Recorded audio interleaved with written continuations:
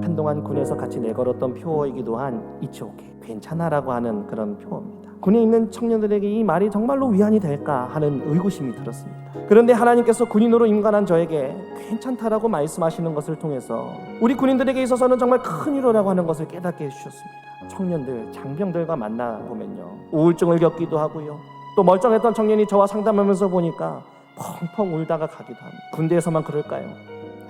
세상은 우리를 향해 잘 살아야 된다고 얘기합니다. 그래서 마치 우리가 그렇게 살지 못하면 우리 인생이 실패한 것처럼 이야기합니다. 그런 그때 우리 하나님은 말씀하시더라는 거예요. 어떻다고? 괜찮다고요. 그럼에도 믿음으로 버티는 너를 내가 사랑하노라고, 내가 너 때문에 그 기쁨을 이기지 못할 정도로 기뻐하노라고 말씀하십니다. 특별히 군순교를 위해서 기도해 주시되 군 내에서도 같은 고민과 아픔 또 슬픔들을 가지고 살아가는 장병들을 위해서 기도해 주십시오.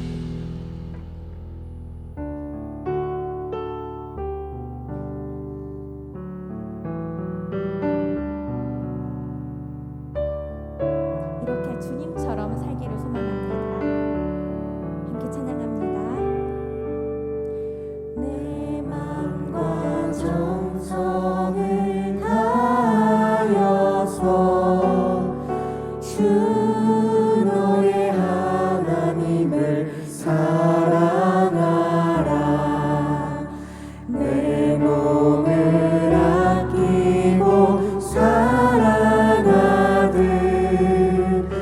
형제와 이웃을 사랑하라. 주께서 우리에게 명하시니 그 명령 따라서 살아가리.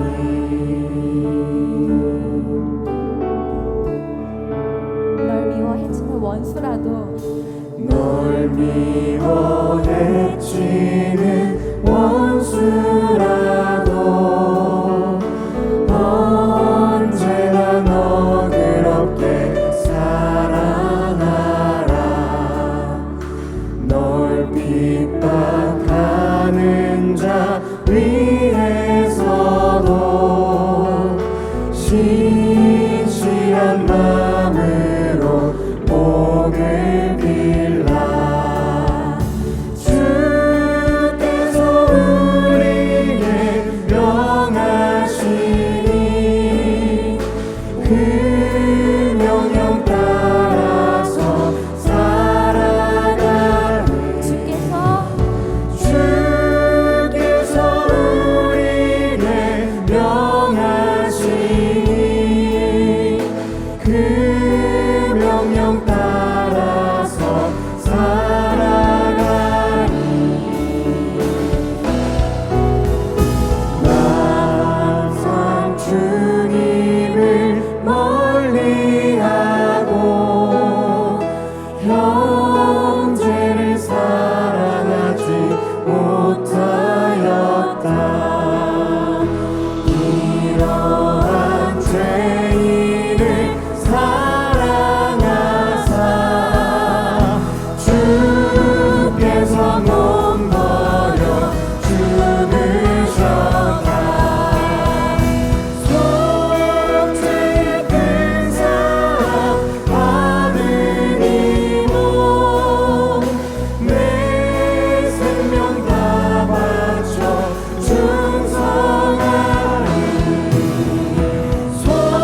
속죄의 큰 사랑 받은 이 몸 내 생명 다 바쳐 충성하리. 속죄의 큰 사랑 받은 이 몸 내 생명 다 바쳐 충성하리.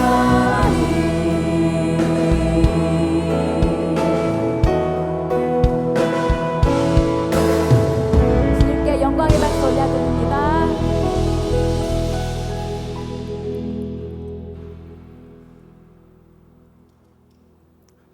예배에 나오신 성도님들 환영합니다. 저는 7교구와 관리부에서 교회를 섬기고 있는 최승석 장로입니다. 드려지는 예배 가운데 하나님의 은혜가 충만하길 소망합니다. 좌우 옆사람과 하나님은 사랑이십니다. 인사 나누겠습니다.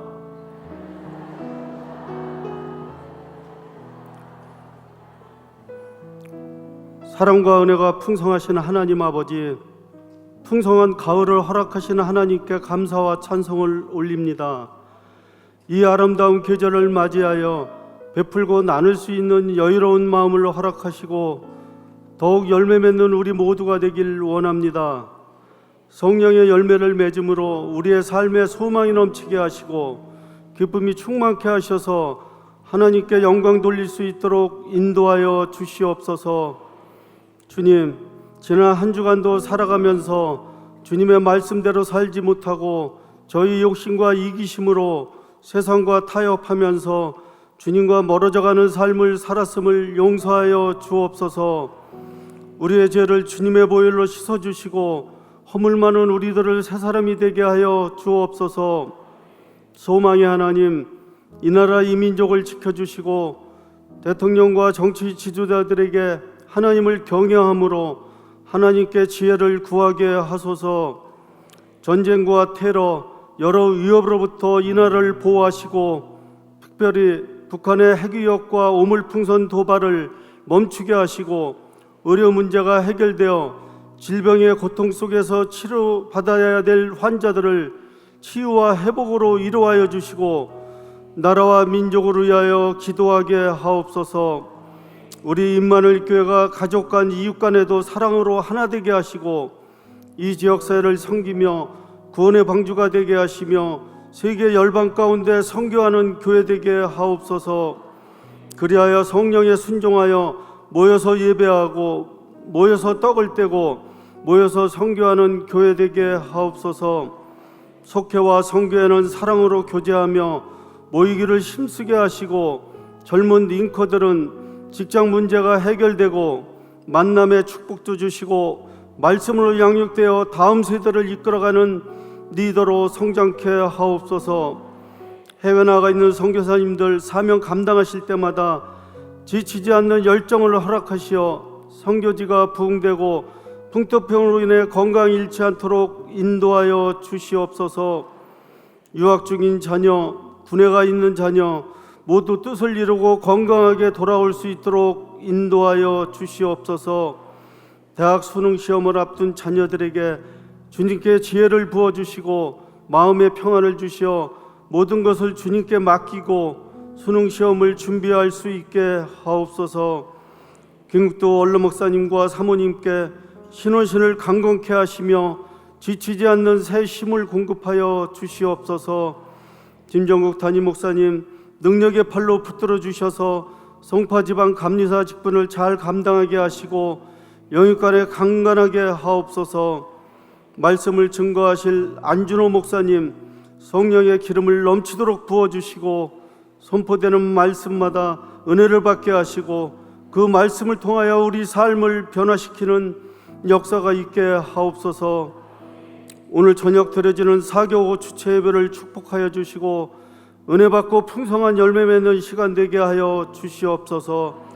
이 시간 예배를 돕는 모든 손길 위에 하나님의 축복이 임하게 하시고 드려지는 이 예배가 예수님만을 높이며 영광 올려드리는 참된 예배가 되게 하옵소서. 임마누엘 찬양대와 은가람 오카리나 합주단 찬양을 기뻐 받아주시고 축복하여 주옵소서. 듣는 성도들에겐 위로와 평안을 주시옵소서. 우리의 기도에 응답하시는 예수님의 이름으로 기도드립니다. 아멘.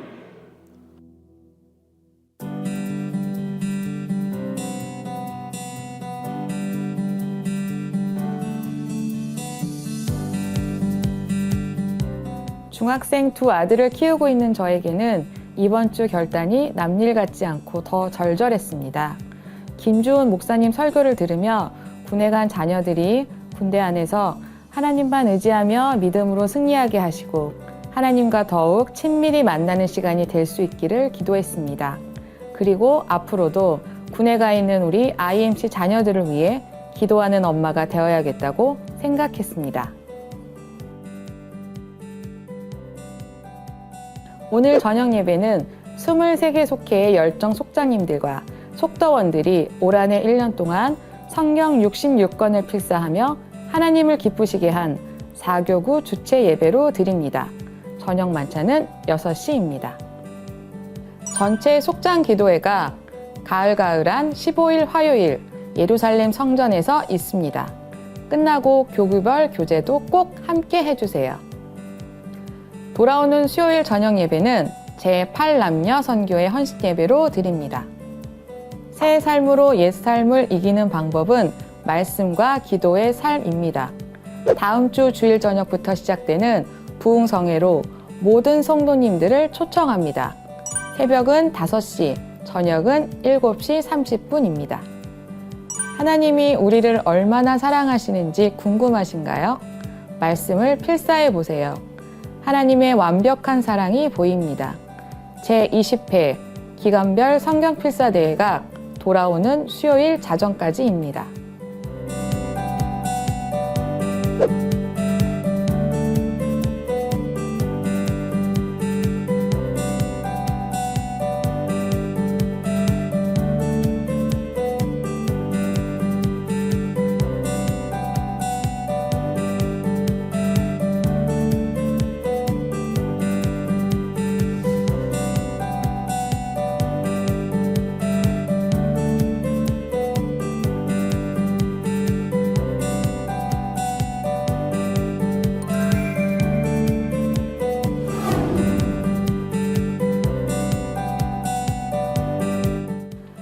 항상 하나님의 생각과 저의 생각은 달랐던 것 같습니다. 제가 하고 싶은 일을 하려고 할 때 하나님은 드림일부 교사로 섬기게 하셨고, 제가 하고 싶은 일을 하려고 할 때 하나님은 사교구 도속장으로 불러주셨습니다. 그리고 하나님의 일을 열심으로 섬기고 있는 요즘, 제가 잘할 수 있고 하고 싶어하는 초등학교 교직원 자리에 세워주셨습니다. 하나님의 말씀과 시간과 계획에 맞게 살면 우리에게 딱 알맞은 삶을 준비해 주심을 경험하는 올해입니다. 사교구에서 도속장으로 섬길 수 있어서 행복합니다. 하나님이 보시기에 참 좋은 사교구와 함께 Let's IMC!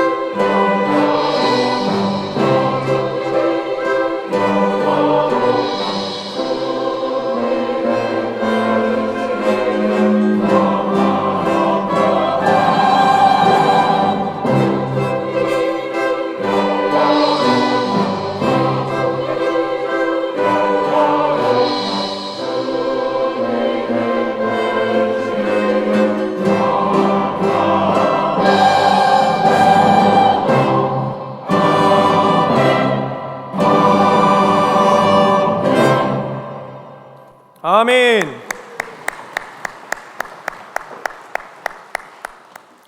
할렐루야. 지금은 정성껏 준비하신 예물을 하나님께 드리는 시간입니다. 모든 어머니들은 자식들 끼니 챙기는 일을 그렇게 중요하게 생각하십니다. 그냥 한 끼 정도는 지나가거나 또 대충 때워도 될 것 같은데, 어머님들은 그 한 끼를 그렇게 중요하게 생각하십니다. 심지어는 자식과 혹여 다툼이 일어나는 일이 있어도 그 티격태격하는 가운데에서도 그 삐딱한 자식의 끼니를 준비하시면서 티격태격 싸우십니다. 그 사랑을 말릴 수가 없습니다. 그런데 여러분, 이렇게 하나님께서도 때로는 우리가 하나님 앞에 삐딱한 태도로 서 있는 그때에도 우리를 먹이시고 입히시고 돌보시기 위해서 멈추지 않으시고 일하시는 분이십니다.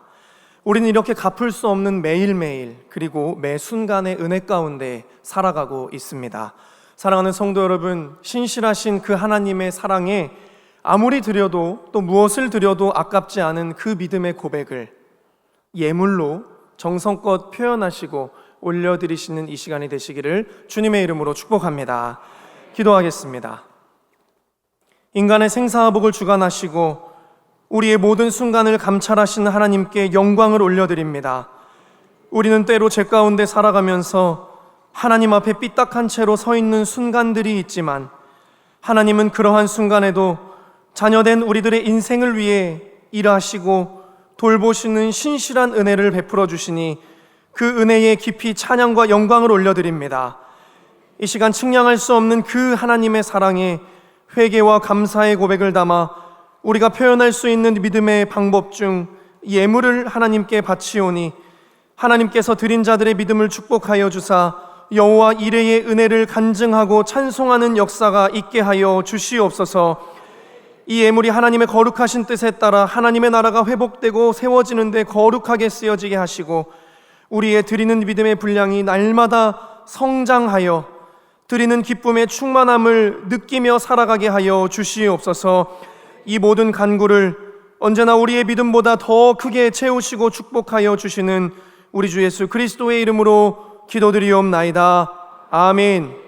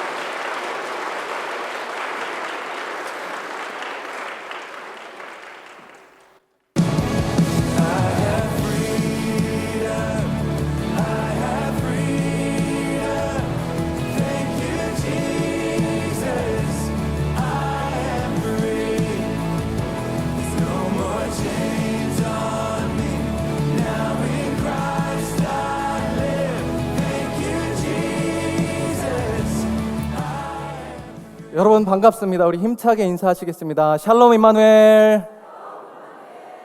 네, 오늘 우리 임마누엘 찬양대에서 아름다운 찬양으로 하나님께 영광 올려드리셨는데 담임 목사님께서 말씀하시는 것처럼 임마누엘 찬양대는 두말하면 입 아프죠. 세계적인 찬양대. 네, 오늘 찬양하신 것처럼 영원히 우리 주님만 찬양하시는 일에 쓰임받는 찬양대가 되기를 간절히 소망합니다. 그리고 우리 은가람 오카리나 합주팀 예수 이름으로, 그렇죠? 이 찬양이 새가 지저귀며 찬양하는 것 같지 않으십니까? 네, 저만 그런 것 같습니다. 네, 예수님의 이름으로 가는 곳마다 아름다운 역사가 있기를 간절히 소망합니다. 우리 찬양을 받으실 주님께 영광의 박수 올려드리겠습니다.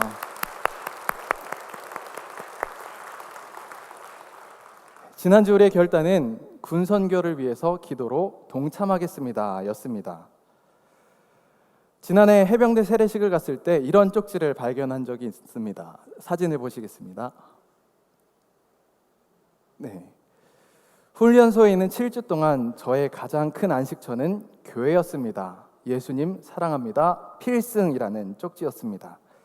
방송실 직원분에게 부탁해서 찍은 이 사진을 지금도 가지고 있는데 이 쪽지를 처음 봤을 때 얼마나 뭉클했는지 모릅니다. 이 사진을 통해 본 것처럼 우리가 기도하는 것이 결코 헛되지 않다는 것을 깊이 묵상하며 기도로 동참하는 한 주를 보냈습니다. 군선교는 쉽지 않지만 우리가 포기할 수 없는 일입니다. 왜냐하면 우리의 자녀들이 어려울 때에 주님을 만나 일평생 주님과 동행하며 걸어가는 시작이 바로 군선교이기 때문입니다. 그 일을 위해서 앞으로도 최선을 다해 기도로 동참하시는 저와 여러분이 되시기를 간절히 소망합니다. 성경 말씀 보시겠습니다. 오늘 선포하실 하나님의 말씀은 마태복음 8장 21절에서 22절 말씀입니다. 제자 중에 또 한 사람이 이르되 주여 내가 먼저 가서 내 아버지를 장사하게 허락하옵소서. 예수께서 이르시되 죽은 자들이 그들의 죽은 자들을 장사하게 하고 너는 나를 따르라 하시니라. 아멘. 아멘. 여러분 퀴즈를 하나 내겠습니다. 우리가 교회를 다니는 사람, 예수님을 믿는 사람을 뭐라고 부르나요? 굳이 힌트를 드리자면 한글로는 5글자, 영어로는 4글자입니다. 그리스도인, 크리스천 맞습니다. 영어로 스펠링이 4개는 아니지만 크리스천 해서 4글자인데 라이프 성경 사전을 보면 그리스도를 믿고 구세주로 고백한 자, 예수님의 제자나 성도들에게 붙여진 거룩한 호칭이라고 정의합니다. 쉽게 이야기하면 예수님을 믿고 따르는 사람을 우리는 그리스도인이다라고 부릅니다. 지난해 우리나라에서 굉장히 핫했던 노래들이 많이 있는데 저는 개인적으로 지올팍이라는 가수의 크리스천이라는 노래가 생각이 납니다. 그 노래에는 이런 가사가 있습니다. 내 알고리즘을 확인해봐. 옛날의 나와 다르지 않지. 난 여전히 대단한 크리스천이야. 이게 무슨 의미냐면 예수님을 믿기 이전에와 예수님을 믿고 난 이후에 삶이 크게 변화되지 않았다는 것입니다. 그래도 나는 크리스천이다 라고 이야기를 하고 있는 것입니다. 이외에도 흥청망청 술에 취해서 놀다가도 음란하고 방탕하게 놀다가도 곧 주일 아침이야 나 교회에 가야 돼 라고 하는 등 가사를 보면 크리스천들이 돌아보아야 할 모습들을 꼬집은 노래입니다. 이 곡을 부른 가수도 크리스천인데 알고 보니까 야 너도 크리스천이었어? 라고 할 만한 사람들이 주변에 너무나도 많이 있었다라는 것이죠. 그들의 삶을 보면서 그리스도인이라는 것과 그들의 삶이 일치하지 않는 것, 그리고 자신 또한 그렇게 살아가지 못하는 모습을 보면서 이 노래로 표현했다라고 합니다. 이 노래처럼 우리는 크리스천이라고 이야기하지만 실제로 크리스천다운 삶을 살아낸다는 것이 쉬운 일은 결코 아닐 것입니다.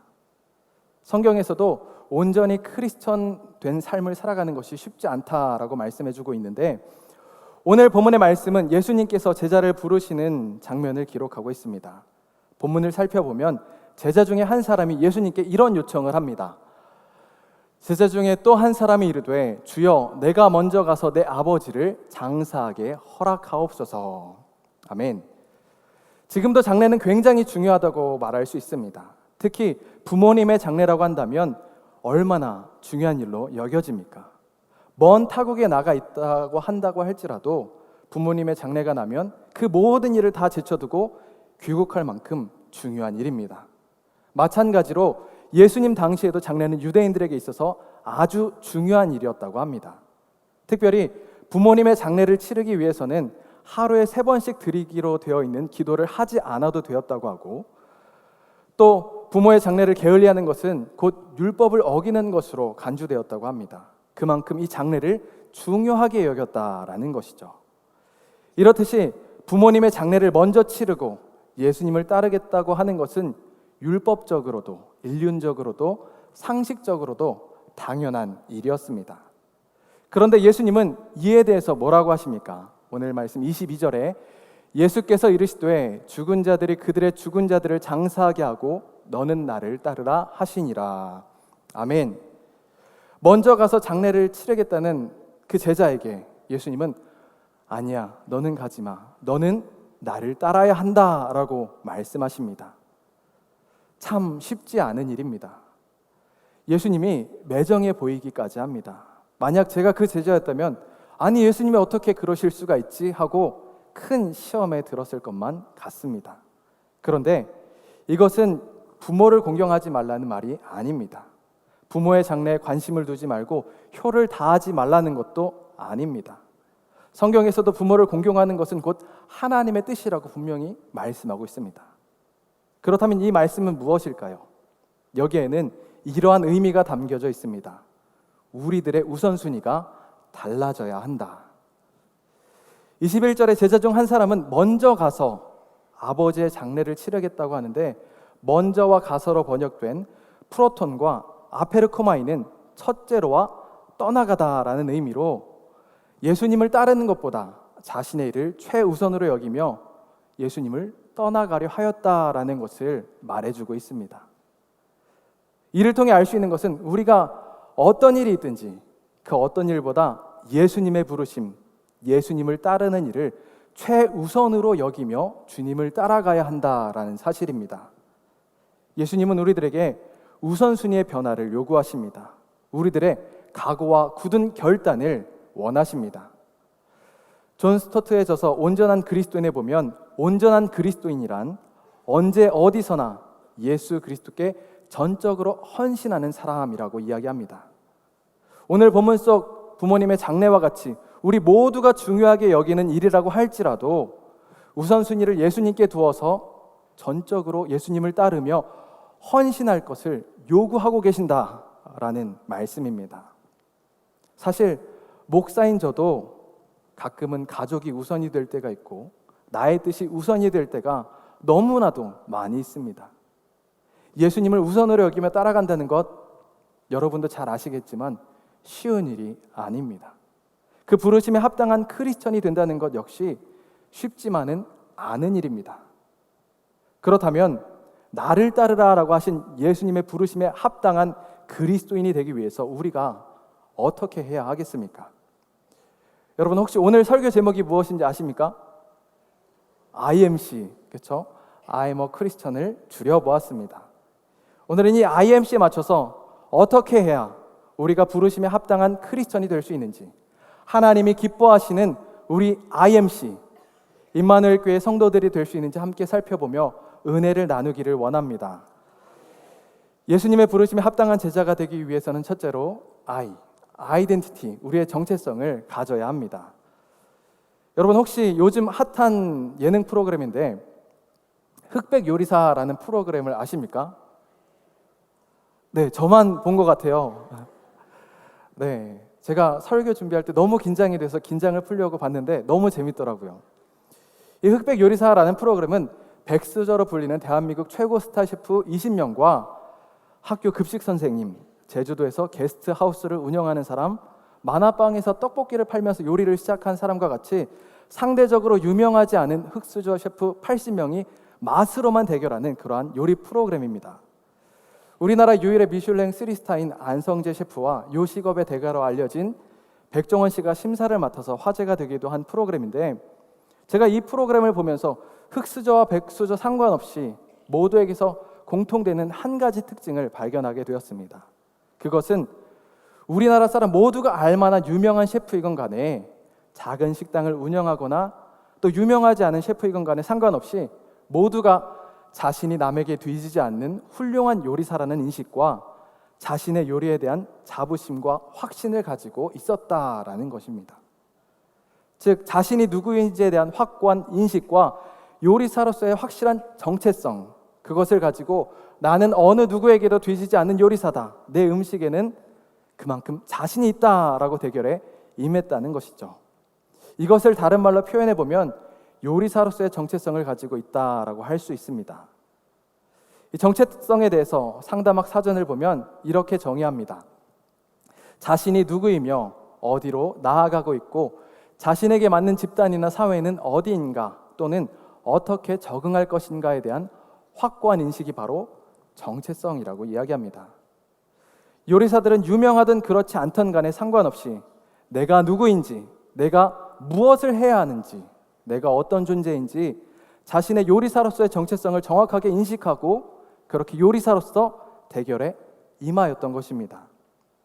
성경에서도 하나님께서 아담을 창조하시고 아담에게 가장 먼저 하게 하신 일이 자신이 누구인지 자신의 정체성을 찾게 하신 일임을 우리는 볼 수 있습니다. 창세기 2장 말씀을 보면 하나님이 흙으로 각종 들짐승과 공중의 각종 새를 지으시고 아담이 무엇이라고 부르나 보시려고 그것들을 그에게로 이끌어 가시니 아담이 각 생물을 부르는 것이 곧 그 이름이 되었더라라고 말씀합니다. 아담이 생물을 부르는 것이 곧 그 이름이 되었다라고 이야기하는데 우리가 이름을 지으려면 어떻게 해야 합니까? 제가 설명하는 동물이 어떤 동물인지 한번 맞춰보시기 바랍니다. 덩치는 산만하고 귀가 큽니다. 그리고 코가 기다랗습니다. 네, 코끼리 맞습니다. 또 하나 내보겠습니다. 얼룩이 있고 다리가 기다랗습니다. 그리고 목도 기다랗습니다. 네, 맞습니다. 기린입니다. 이처럼 이름을 지으려면 그 생물의 특징을 찾기 위해서 관찰하고 그 생물을 깊이 이해해야만 그 생물의 이름을 찾을 수 있습니다. 아담에게도 하나님은 이러한 과정을 통해서 동물과 다른 자신의 정체성을 찾게 하셨습니다. 그만큼 이 정체성은 우리들에게 굉장히 중요한 것입니다. 그렇다면 그리스도인으로 부름을 받은 우리의 정체성은 무엇입니까? 마태복음 8장 22절에 보면 예수님은 나를 따르라 라고 말씀하십니다. 즉 오늘 본문이 가르쳐주는 우리들의 정체성은 예수님을 따르는 자들이라는 것입니다. 여기에서 따르다로 번역된 아콜로테오는 함께 가다, 뒤따라가다 라는 의미를 가지고 있습니다. 예수님께서 나를 따르라 라고 하신 것은 우리가 주님과 함께 가는 존재, 주님께서 걸어가신 그 길을 뒤따라가는 존재로 부름을 받았다는 것을 의미합니다. 다시 말하면 예수님께서 걸어가신 그 길을 뒤따라갈 때, 우리가 주님과 함께 걸어갈 때 우리의 정체성이 명확해진다라는 말씀입니다. 예수님이 걸어가신 그 길, 우리도 걸어가야 하는데 그 길은 어떠한 길입니까? 마태복음 26장 말씀을 보면 이렇게 말씀합니다. 조금 나아가서 얼굴을 땅에 대시고 엎드려 기도하여 이르시되 내 아버지여 만일 할만하시거든 이 잔을 내게서 지나가게 하옵소서. 그러나 나의 원대로 마시옵고 아버지의 원대로 하옵소서 하시고. 아멘. 이 말씀은 예수님께서 십자가를 지시기 전에 하나님께 기도하셨던 내용인데 이렇게 기도하십니다. 그러나 나의 원대로 마시옵고 아버지의 원대로 하옵소서. 분명 예수님께서도 십자가 앞에서 그 십자가를 피하기를 원하셨습니다. 그것이 예수님의 인간적인 마음이셨습니다. 여기까지는 우리와도 같습니다. 우리도 어려운 시험 앞에서, 우리가 만나는 큰 환난 앞에서 그것을 피하고 싶은 것이 우리의 당연한 본성입니다. 그런데 예수님은 여기에서 그치지 않으시고 한 걸음 더 나아가셔서 나의 원대로가 아니라 아버지의 원대로 되기를 원하신다고 고백하십니다. 즉 예수님이 걸어가신 그 길은 자신의 뜻을 이루는 길이 아니라 아버지의 뜻, 하나님의 뜻을 이루는 길이었다는 것입니다.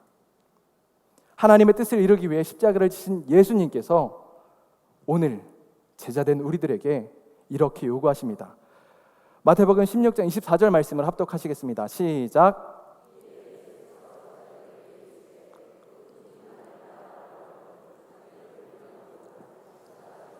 나를 따를 것이니라. 아멘.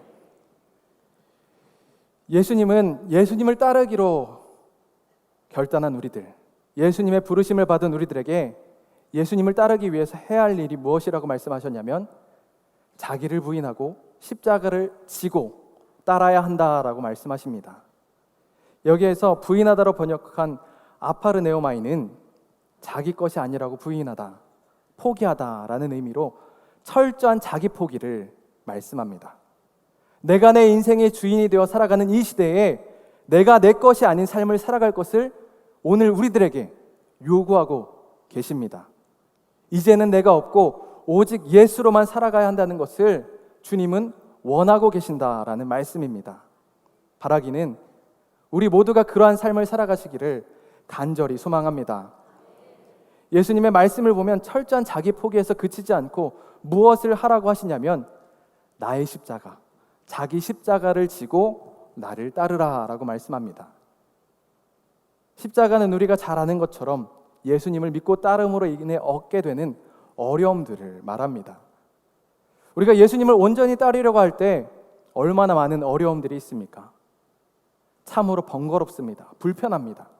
그러나 예수님은 나를 포기하여 그런 것들을 다 짊어지고서라도 예수님을 따라야 한다라고 오늘 우리들에게 요구하십니다. 중간에 포기하지 말고 끊임없이 순종하며 따를 것을 요구하십니다. 제이슨 미첼의 저서 쉬운 예수는 없다에서 이렇게 이야기합니다. 예수님을 믿기만 하는 차원에서 벗어나 실제로 그분을 따르는 삶으로 나아가야만 한다라고 말입니다. 우리가 믿는 것에서 그치지 말고 매일의 삶 가운데 예수님을 닮아 그렇게 따라가야 한다라는 것이죠. 비록 우리의 삶에 어려움이 따라온다고 할지라도 우리를 부르신 그 뜻대로 제자된 정체성을 분명히 하여서 나를 내려놓고 나에게 맡겨주신 그 십자가를 단단히 꼭 붙잡아야 합니다. 앞서가신 예수님을 따라서 중간에 포기하지 말고 다른 곳으로 눈을 돌리지 말고 끝까지 순종하면서 따라가는 저와 여러분이 되시기를 주님의 이름으로 축복합니다. 예수님의 부르심에 합당한 제자가 되기 위해서는 둘째로 미션, 사명을 가져야 합니다.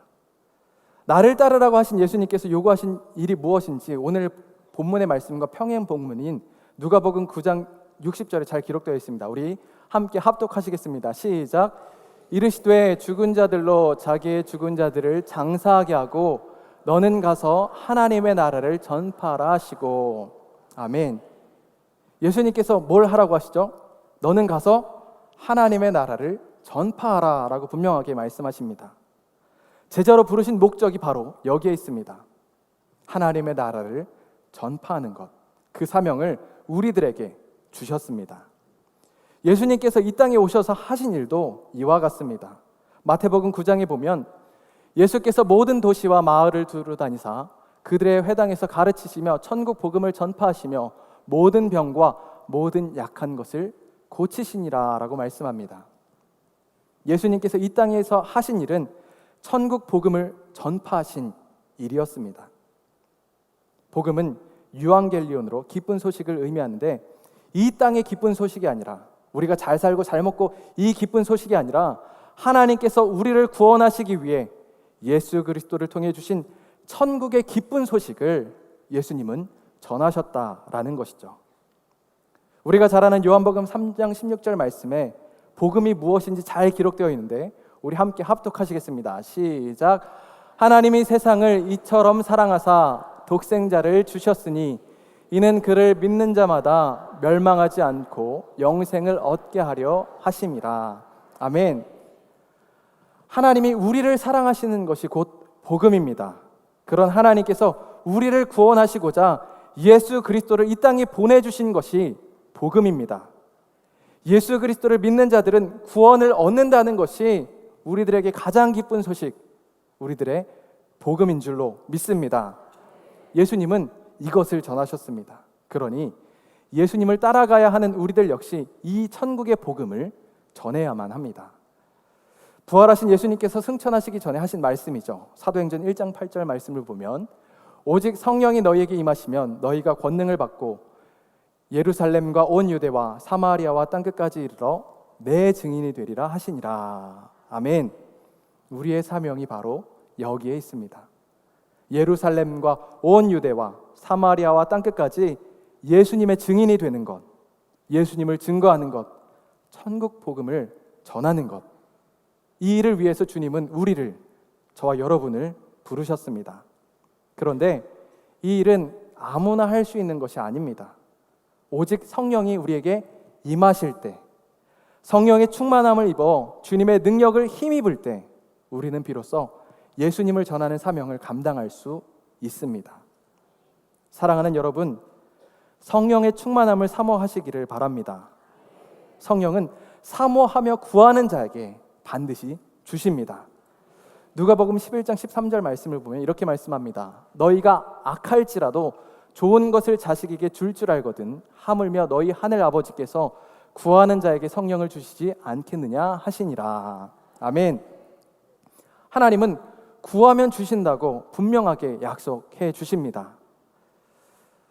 며칠 전 저희 부부가 결혼한 지 9주년이 되었는데 그때 큰 딸아이가 100원짜리를 하나 가지고 와서 저에게 슬그머니 이렇게 주더라고요. 그래서 희애라 이게 뭐야? 라고 했더니 엄마 아빠 결혼기념일이라며 이거 선물이야 라고 100원을 제 손에 꼭 쥐어주는 것 아니겠습니까? 100원짜리인데도 그것을 받고 얼마나 기쁘고 또 기특하고 예쁘고 사랑스러운지 제가 딸아이에게 희애라 아빠 지금 너무 기쁜데 갖고 싶은 거 뭐 있어? 이야기해봐 라고 했더니 저는 하나만 이야기할 줄 알았는데 주저리 아빠 이것도 갖고 싶고요 이것도 갖고 싶어요 막 이야기들을 하더라고요. 그래서 제가 그것을 사주었을까요? 안 사주었을까요? 제가 사주려고 마트에 갔는데 안타깝게도 품절이 되어서 파산핑으로부터 저의 지갑을 안전하게 지킬 수 있었습니다. 네. 이처럼 자녀들이 달라고 하면 다 주고 싶은 것, 다 사주고 싶은 것이 우리 부모님의 마음입니다. 그렇지 않습니까? 그런데 하나님의 마음도 이와 같습니다.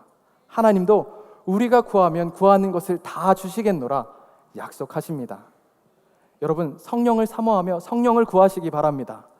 그렇게 할 때 우리에게 하나님의 능력이 임하고 그 능력을 힘입어서 예수님께서 맡겨주신 사명, 천국의 복음을 전하는 일, 주님의 부르심에 합당한 그리스도인의 삶을 온전히 살아가게 될 줄로 믿습니다.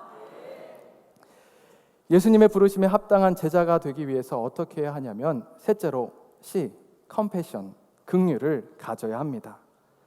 우리가 크리스천으로서 정체성을 가지고 맡겨주신 사명을 온전히 감당해야 하는데 그렇게 하기 위해서 우리가 가져야 할 것이 바로 긍휼의 마음입니다. 예수님께서 제자들을 부르시기 전에 하신 일이 무엇이었냐면 오늘 본문인 마태복음 8장 앞부분을 보면 나병 환자를 고치셨고요. 백부장의 하인을 고치셨습니다. 그리고 많은 사람들을 고쳐주셨습니다. 그 이후에 제자를 부르십니다. 예수님은 많은 사람들을 보시고 불쌍히 여기셨습니다. 마가복음 6장에 예수께서 나오사 큰 무리를 보시고 그 목자 없는 양 같음으로 인하여 불쌍히 여기사 이에 여러 가지로 가르치시더라 라고 말씀합니다. 예수님께서 그들을 보시고 불쌍히 여기는 긍휼의 마음을 가지셨다라는 것입니다. 여기에서 불쌍히 여기사라고 번역된 스플랑크 니조마이는 불쌍히 여기다, 동정심을 가지다, 자비를 베풀다라는 의미로 예수님의 태도에 대해서 자주 사용되는 말씀입니다. 즉 예수님은 언제나 긍휼을 가지셨고 그들을 불쌍히 여기셨고 그들에게 자비를 베풀어 주셨다라는 것이죠. 예수님의 이러한 마음은 어디에서 왔을까요? 그 영혼을 사랑하는 마음에서, 하나님의 마음과 같이 하나님이 사랑하시는 그 영혼들을 사랑하는 마음에서 주님의 이 긍휼의 마음이 생겨났다라는 것입니다. 예수님은 하나님의 계명에 대해서 이렇게 말씀합니다. 첫째는 마음과 뜻과 목숨과 힘을 다해서 하나님을 사랑하는 것이고, 둘째는 내 이웃을 내 자신과 같이 사랑하는 것. 이보다 더 큰 계명이 없다고 분명히 말씀하십니다. 제가 어린 시절 불렀던 사랑의 송가라는 복음 성가를 보면 이런 가사가 있습니다. 혹시 아시는 분이 계실지도 모르는데, 하나님 말씀 전한다 해도 그 무슨 소용 있나, 사랑 없으면 소용이 없고 아무것도 아닙니다. 아멘. 이 찬양의 고백처럼 사랑이 없으면 결국 우리들의 모든 것은 아무것도 아니라는 말씀입니다. 우리 요한일서 4장 20절과 21절 말씀을 함께 합독하시겠습니다. 시작.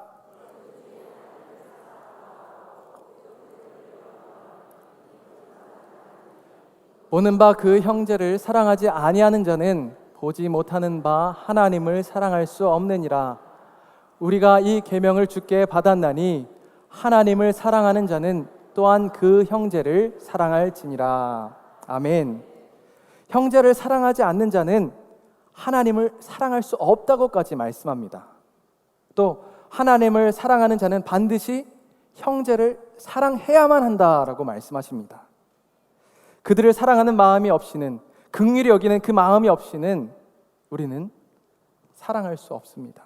더 나아가 사랑을 기초로 한 연민이 없이는 복음을 전할 수도 없습니다. 예수님께서 우리를 사랑하심으로 불쌍히 여기시고 긍휼히 여기시고 우리를 위해 십자가를 지셨던 것처럼 우리 역시 예수님의 사랑을 닮아 그렇게 살아가야 합니다.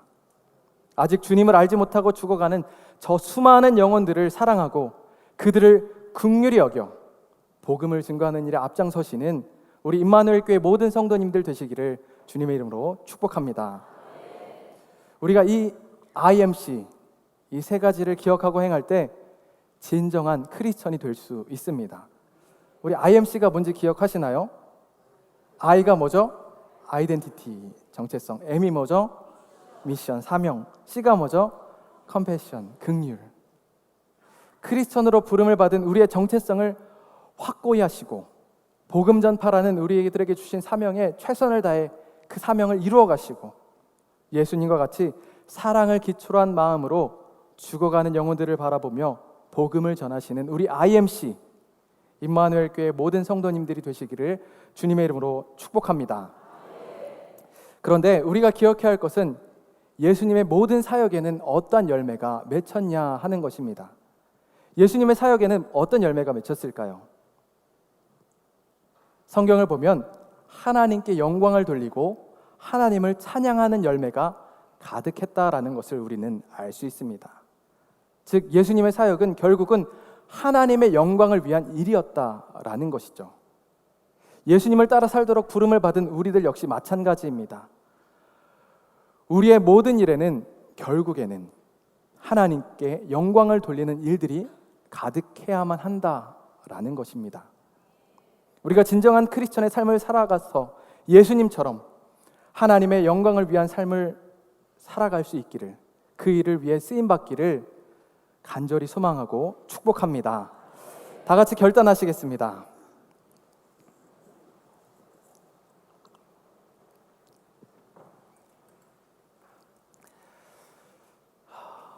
잠시 저의 이야기를 나누면 많은 분들이 궁금해하실 수도 있는데 저의 얼굴 오른쪽에는 흉터가 있습니다. 네, 지금은 잘 보이지 않으실 텐데 가까이서 보면 흉터가 있습니다. 그래서 간혹 궁금해서 여쭤보시는 성도님들도 계세요.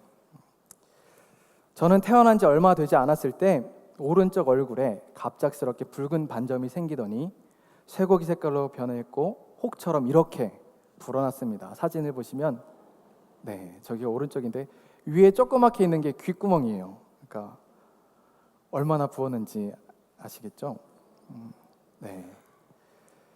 부모님께서 당시 전국에 유명하다는 병원들을 다 돌아다녀 보셨지만 병원에서 하는 이야기는 아이가 자라가면서 이 혹도 같이 커갈 것이고 이 색깔도 빠지지 않을 것이다. 의학으로는 고칠 수 없다라는 소견을 받으셨다고 합니다. 이후의 모든 과정을 간략하게 말씀드리면 하나님의 은혜로 같이 커갈 것이라던 이 상처는 점점 작아지게 되었고 빠지지 않을 것이랐던 그 색깔도 빠지게 되었고 수술 한번 한 적 없이 지금처럼 흉터만 남게 되었습니다. 네, 사람이 안 된다는 것을 우리 하나님께서 하신 것입니다. 그래서 어려서부터 나를 고쳐주신 그 하나님이 너무나도 좋아서 너무 고마워서 하나님을 전하면서 하나님께 영광을 돌리는 일에 쓰임받고 싶습니다. 목회자가 되겠습니다 라고 결단하며 지금 이렇게 목회자가 되었습니다. 예전에 담임 목사님께서 스티그마라는 말씀을 선포하신 적이 있죠. 저는 이것이 저에게 주신 스티그마라고 믿는데 하나님께서 만져주셔서 고침을 받았지만 이 스티그마 흔적 때문에 힘든 일도 정말 많이 있었습니다. 놀림도 많이 받았고요, 괴롭힘도 많이 받았습니다. 그런데 6년 전쯤에는 저희 큰아이가 이 상처를 보면서 아빠 아파 이렇게 이야기를 하는데 얼마나 제 마음이 찢어졌는지 모릅니다. 괜한 자격지심이 들어서 옛날 상처가 떠오르면서 나중에 내 딸아이가 나 때문에 내가 놀림받았던 것처럼 네 아빠 왜 그래? 라고 나 때문에 놀림을 받으면 어떡하지? 라는 생각이 들더라고요. 그래서 마음이 너무나도 힘들었습니다. 그렇게 괴로워하다가 결국에는 그래, 이 흉터를 없애자, 수술을 하자라는 마음을 먹었습니다. 병원에서도 흉터를 완벽하게 없앨 수는 없지만 그래도 가능하다라는 답변을 듣고 그래도 전도사니까 하나님께 최종 승인을 받기 위해서 기도원에 가서 기도를 했습니다. 그런데 하나님께서 제 마음에 이러한 음성을 들려주시는 거예요. 내 영광 가리지 마. 이것을 통해서 오늘도 살아 역사하시는 하나님을 전하고 하나님께 영광을 돌리겠다고 그렇게 결단했는데 하나님께서 이 일을 위해 나를 부르셨다라고 믿으며 나아왔는데 하나님께 영광을 돌리겠다던 그 고백은 온데간데 없이 사라지고 내가 원하는 대로 살고자 했던 것을 깨닫고 얼마나 울면서 회개했는지 모릅니다. 인생을 살아가다 보면 저와 같이 내가 내 인생의 주인이 되어서 나의 뜻을 위해서, 나의 만족을 위해서 하나님의 영광을 가리려고 할 때가 있지 않으십니까? 예수님께서 하나님의 영광을 드러내신 것처럼 우리들 또한 온전한 크리스천으로서 매일매일 살아가며 하나님의 영광을 드러내는 일을 위해 살아가야 하는데 그러한 삶이 힘에 겨울 때가 있지 않으십니까?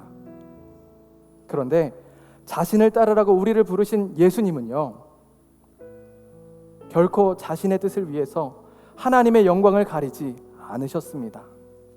십자가를 앞두시고 땀이 피가 되도록 간절하게 기도하실 만큼 그렇게 괴로우셨음에도 불구하고 나는 이 십자가를 피하고 싶지만 나의 원대로 하지 마시옵고 아버지의 원대로 나를 사용해 주십시오 라고 간절히 기도하셨습니다. 그렇게 우리를 구원하시고 하나님께 영광을 돌리며 쓰임 받으셨습니다. 사랑하는 여러분, 그런 예수님께서 우리를 제자로 부르셨습니다. 많고 많은 세상 사람들 중에 너는 나를 따르라 라고 말씀하시면서 우리를 불러주셨습니다. 여러분, 우리가 함께 예수님을 따르지 않으시겠습니까? 이름만 크리스천이 아니라 주일에 교회만 밟고 돌아가는 삶이 아니라 매일의 삶 가운데서 예수님을 닮기 위해 몸부림치고 그렇게 예수님을 따라가지 않으시겠습니까? 바라기는 IMC 모든 성도님들이 예수님만 따라가는 진정한 그리스도인이 되시기를 간절히 소망합니다. 나의 뜻을 위해서가 아니라 결국은 모든 것이 하나님의 영광을 위한 일이셨던 예수님처럼 우리의 모든 것이 결국에는 나의 영광을 위한 것이 아니라 하나님의 영광을 위한 일인 진짜 크리스천이 되어서 우리가 가는 곳마다 주님과 동행하고 그리스도의 향기가 퍼져 하나님의 영광만 가득하게 되기를 간절히 소망하고 축복합니다. 그래서 이번 주 우리 결단은 그리스도인답게 작은 선행을 하겠습니다 입니다. 마태복음 5장 16절 말씀을 보면 이렇게 말씀하는데 우리 다 같이 합독하시겠습니다. 시작. 이같이 너희 빛이 사람 앞에 비치게 하여 그들로 너희 착한 행실을 보고 하늘에 계신 너희 아버지께 영광을 돌리게 하라. 아멘. 크리스천으로서의 정체성을 바로 하시면서 예수님처럼 사랑의 마음으로, 긍휼의 마음으로 복음을 전하시고, 길을 몰라 헤매는 분들이 계시면 먼저 다가가셔서 길을 알려주시고, 혹 무거운 짐을 들고 가시는 어르신들을 보면 같이 가셔서 하나라도 더 들어주시고, 그렇게 작은 선행들을 통해서 하나님께 영광을 돌리며 하나님의 나라를 만들어가는 우리의 한 주가 되면 좋겠습니다. 결단이 되시는 분은 가슴에 손을 올리셔도 좋고 손을 드셔도 좋습니다. 네, 감사합니다. 우리 같이 함께 찬양하시겠습니다.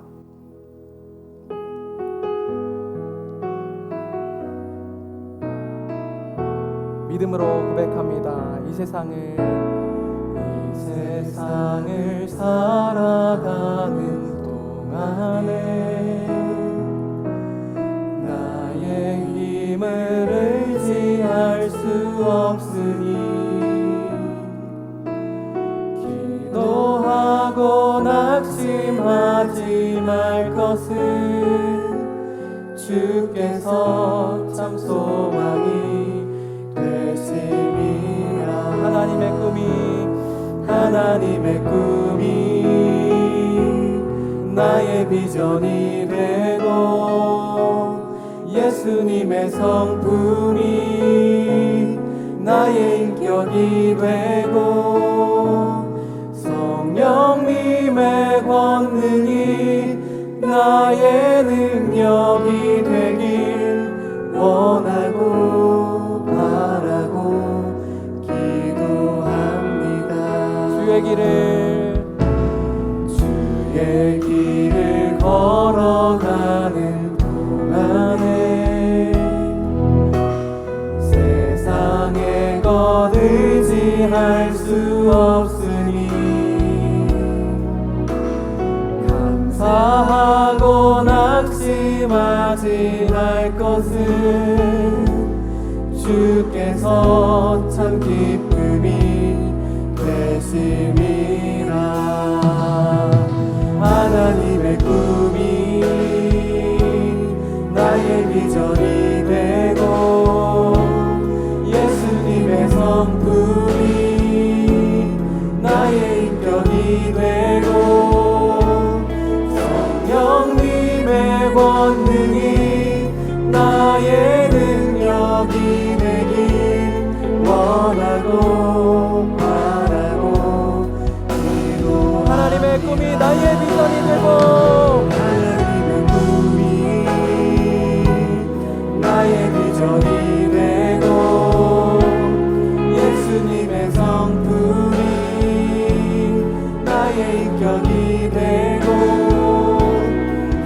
성령님의 권능이 나의 능력이 되길 원하고 바라고 기도합니다. 우리 목소리로만 고백합니다. 하나님의 꿈이 나의 비전이 되고 예수님의 성품이 나의 인격이 되고 성령님의 권능이 나의 능력이 되길 원하고 바라고 기도합니다. 많고 많은 사람 중에서 너는 나를 따르라 라고 우리를 부르신 주님,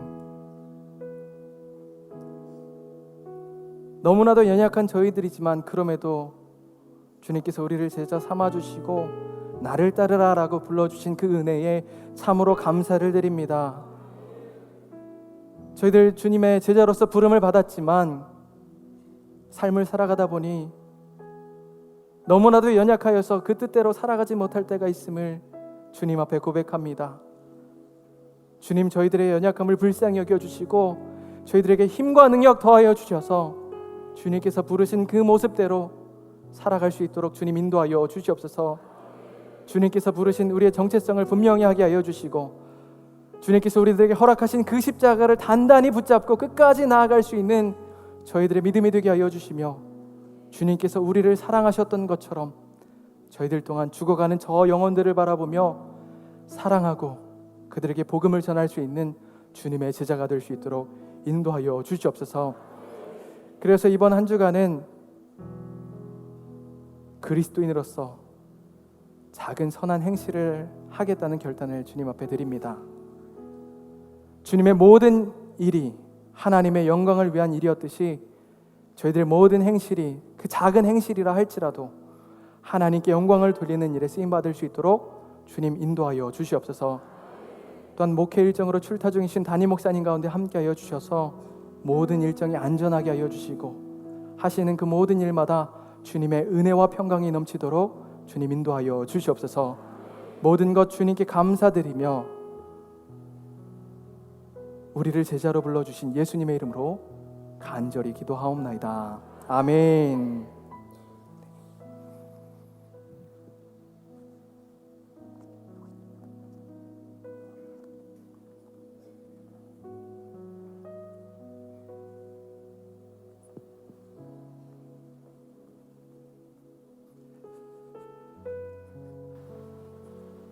아직 그렇게 안 해도 되는데 고맙다.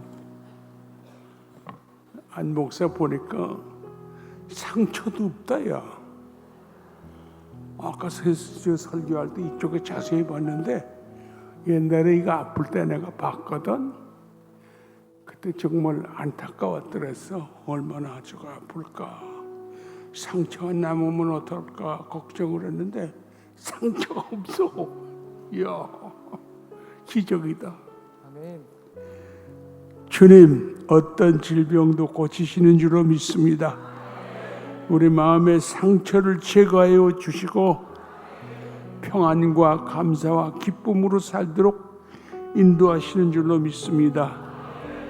지금도 치유의 신이 우리 가운데 임하셔서 병든 자를 고치고 상처받은 자를 낫게 하시는 줄로 믿습니다.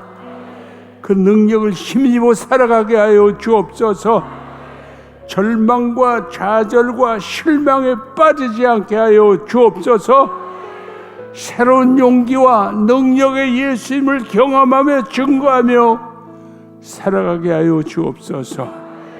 성도들 은혜 가운데 하루하루 평안한 마음을 주시옵소서. 슬픔을 당한 가정이 있습니다. 가족이 하늘나라로 가서 애도하는 가정도 있습니다. 저들을 위로하시고 새로운 용기를 주시옵소서.